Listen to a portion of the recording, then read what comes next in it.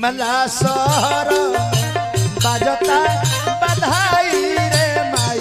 शोभा बरनी ना जाई।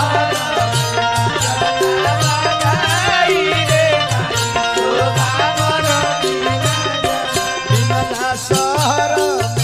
बाजता बधाई रे माई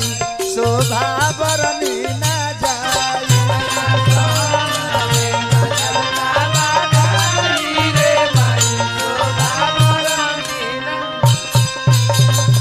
शशि रंजन बाबा हाँ जी हमरा के पुरस्कार दिल बनी हार्दिक अभिनंदन बा। और कहता लो गा गाई के गोबर डाली पाई गाई के गोबर डाली पाई गाई के गोबर डाली पाई गाई के गोबर डाली अब गजमती चौका पुराई रे माई शोभा बरनी ना जाई।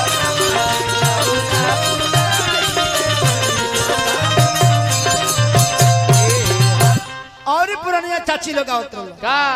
खाड़ी बबुआ के आमाती लो बनी रे खेली हरी गंगा के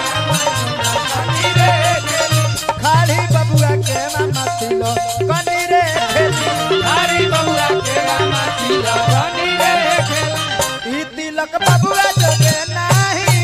है तिलक बबुआ जोगा नहीं है ई तिलक बबुआ जोगे नाही है तिलक बबुआ जोगा नहीं है ओए तनी हमारा जो तो पाता भैया मैंने के तो पाता तनी बढ़ा दो भैया भाई ई तिलक बबुआ जोगे नाही नहीं और का कहता लो हाँ अरे ऐसन त थरिया हम पवरी या के देले बाबू ऐसा ना करिया हम पावरिया के देवे ऐसन त थरिया हम पवरी या के देले बाबू ऐसा ना करिया हम पावरिया के देवे बबुआ के गला के बधाई है बबुआ के बधाई है आहे बबुआ के गला के बधाई है के बधाई जन्नी हाँ जननी ए मालिक ए पूर्णिया